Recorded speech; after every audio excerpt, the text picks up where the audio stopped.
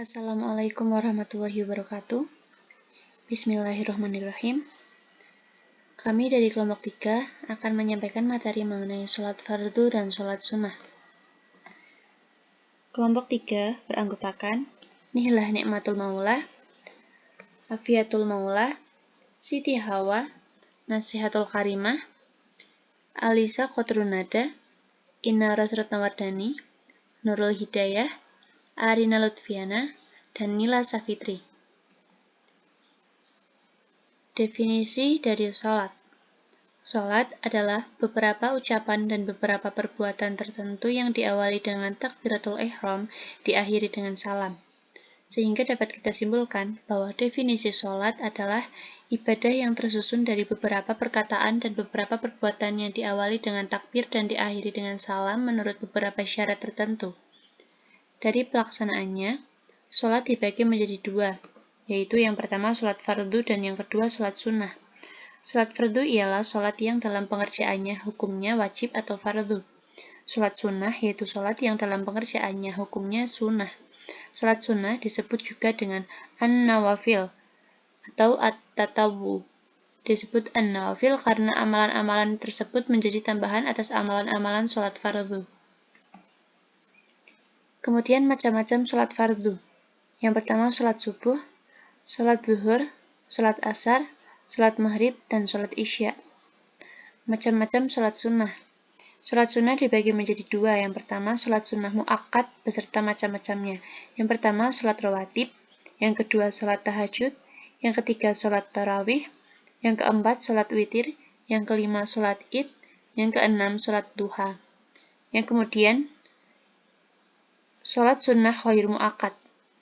Yang pertama sholat kusuf dan sholat khusuf.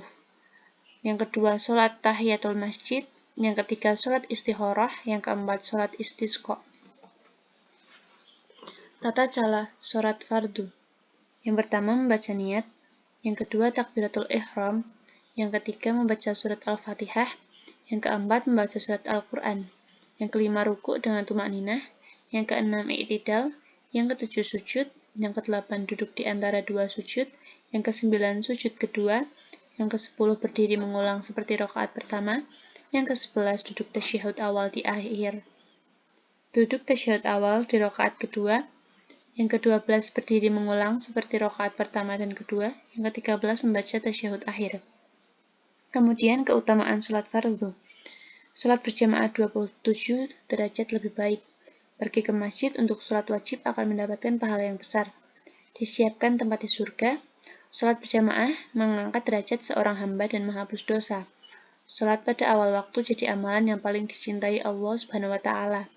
Masuk pintu surga, banyak menegakkan sholat, maka dia akan dipanggil dari pintu sholat. Laki-laki yang terpaut dengan masjid dinaungi Allah Subhanahu wa Ta'ala hari kiamat kelak. Sholat menjadi cahaya di dunia dan akhirat. Didoakan malaikat. Kemudian pintu surga adalah sholat. Tata cara sholat sunnah rawatib.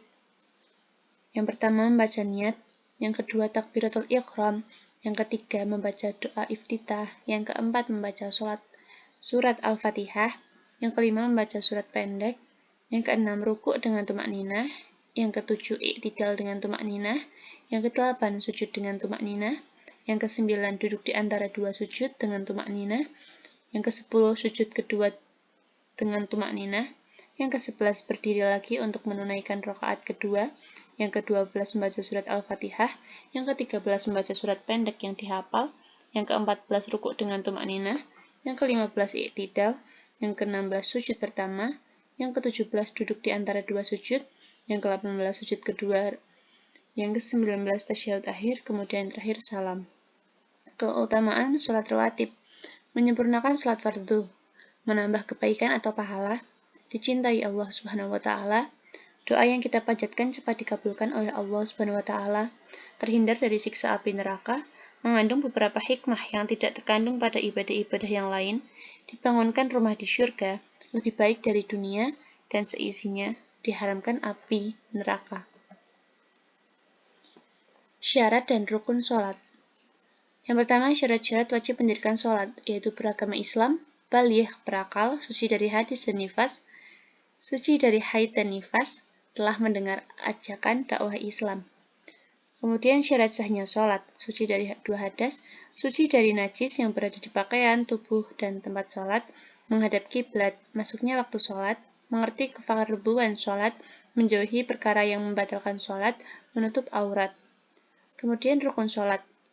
Pertama niat, yang kedua membaca takbiratul ihram, yang ketiga membaca surat Al-Fatihah, yang keempat rukuk dan tumakninah, yang kelima bangkit dari rukuk, yang keenam i'tidal, yang ketujuh sujud, yang kedelapan bangkit dari sujud, yang kesembilan duduk di antara dua sujud, yang kesepuluh tumakninah ketika rukuk, yang kesebelas membaca tasyahud akhir serta duduk, yang ke-12 membaca salam, yang ke-13 melakukan rukun sholat secara berurutan. Hal-hal yang membatalkan sholat. Berbicara dengan sengaja, tertawa dengan ada suara yang dapat didengar oleh orang yang sholat atau orang lain, makan dengan sengaja, minum dengan sengaja, terbuka aurat walaupun sedikit dengan sengaja, banyak menyimpang dari arah kiblat, banyak gerak dan berturut-turut tanpa hal yang darurat, batal kesucian, meninggalkan salah satu rukun atau wajib sholat secara sengaja, menambah satu rukun atau satu kewajiban sholat secara sengaja, mendahului imam secara sengaja. Hal-hal yang membatalkan sholat. Azab orang yang meninggalkan sholat. Yang pertama, siksa di dunia. Orang yang meninggalkan sholat fardu. Allah akan mengurangi keberkatan umurnya.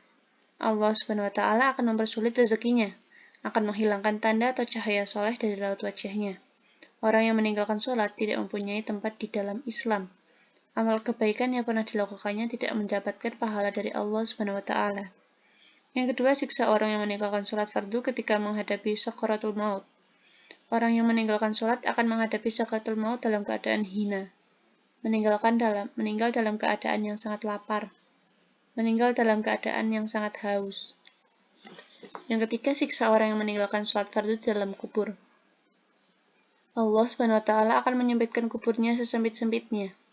Orang yang meninggalkan sholat kuburannya akan sangat gelap, disiksa sampai hari kiamat tiba. Yang keempat, siksa orang meninggalkan sholat fardu ketika bertemu Allah. Orang yang meninggalkan sholat di hari kiamat akan dibelenggu oleh malaikat. Allah SWT tidak akan memandanginya dengan kasih sayang. Allah SWT tidak akan mengampunkan dosa-dosanya dan akan diazab sangat pedih di neraka. Urgensi sholat. Sholat adalah suatu ibadah, meliputi ucapan dan peragaan tubuh yang khusus, dimulai dengan takbir dan diakhiri dengan salam.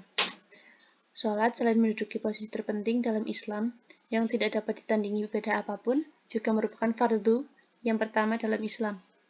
Allah memfardukan sholat dengan perintah langsung kepada Rasulullah SAW di Sidratil Muntaha, yaitu tempat batas antara alam syahadah dengan alam gaib pada malam Isra Mi'raj. Sholat merupakan tiang akamah dan amalan yang pertama kali dihisab pada hari kiamat yang memiliki fungsi langsung berkaitan langsung dengan komunikasi seorang hamba dengan Rabb-nya. Sholat merupakan amalan utama yang akan mempengaruhi perbuatan yang lain. Secara psikologis, orang yang melakukan sholat dengan baik akan mempunyai benteng pertahanan dari perbuatan-perbuatan yang keji dan mungkar. Sholat itu dapat membersihkan jiwa, menyucikannya, mengkondisikan seorang hamba untuk munajat kepada Allah. Sholat sebagai pelebur dosa, pahalanya setara dengan pahala sholat 50 waktu. Dengan melaksanakan sholat, berarti dia bersyukur kepada Allah dan melaksanakan perintahnya. Terima kasih, semoga materi yang kami sampaikan dapat dipahami. Mohon maaf apabila ada kesalahan dan pengucapan dalam berkata. Wassalamualaikum warahmatullahi wabarakatuh.